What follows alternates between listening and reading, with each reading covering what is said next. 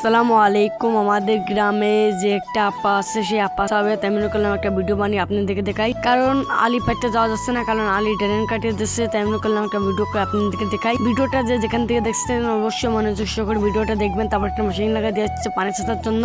আর এখানে দেখতে পাচ্ছেন আপায় কিন্তু অনেক পানি। তেমন করলাম একটা ভিডিও করে আপনাদের দেখাই। তারপরে খানিক পরে আবার রওনা দিয়ে দিলাম। আপায় এসে দেখলাম যে অনেকে দাঁড়িয়ে রয়েছে, আবার আড়েই ধরছে, আবার মেশিনটা বন্ধ হয়ে গেছে। এদিকে দেখলাম যে আপায় একদমই পানি শুকিয়ে গেছে। তেমন করলাম একটা ভিডিও করে আপনাদের দেখাই। সবাই কিন্তু মাছ ধরার জন্য ব্যস্ত, আর আমি খালি আপনাদেরকে একটা ভিডিও করে দেখাচ্ছিলাম। আর অবশেষে কিন্তু একটা মজগুর মাছ পেয়ে যায়। তেমন করলাম একটা ভিডিও করে আপনাদের দেখাই, কারণ এই পুকুরের সবচেয়ে বড় এই মজগুর মাছটা। আর আপনারা দেখলেন যে অনেক বড় মাছ, আর এখানে কিন্তু মাছ ধরতে ছিল। তেমন করলাম একটা ভিডিও করে আপনাদেরকে দেখাই। সবাই কিন্তু গ্রামের মাছ ধরতে অনেক ভালো লাগে, আর এখান থেকে কিন্তু পুরো মাছ মারা শেষ হয়ে যায়। আর দেখতে পাচ্ছেন অনেক মাছ পেয়ে যায়। আর এদিকে দেখতে পাচ্ছেন বাড়ি নিয়ে যাওয়া হচ্ছে, আরো কিন্তু মাছ মারা হচ্ছে পুকুরিতে। আর আকাশে কিন্তু অনেক পরিমাণ মেঘ, তাই কিন্তু এখানে আবার তাড়াতাড়ি করা হচ্ছিল, কারণ আকাশে দেখতে পাচ্ছেন অনেক পরিমাণ মেঘ, বৃষ্টি নেমে যেতে পারে। আর এখানে কিন্তু চারিদিকে ঘুরিয়ে দেখাছিলাম, আর এখান থেকে মেশিন নিয়ে যাওয়া হচ্ছে। তারপরে কিন্তু অবশেষে আমাদের মাছ মারা কিন্তু শেষ হয়ে যায়। আর ভিডিওটা যে যেখান থেকে দেখছেন তাদেরকে অসংখ্য অসংখ্য ধন্যবাদ। আর মেশিনটা কিন্তু রাস্তা ধুয়ে দেওয়া হয়। আর এদিকে দেখতে পাচ্ছেন এটা উৎস করার জন্য কিন্তু অনেক ব্যস্ত, কারণ এখানে কিন্তু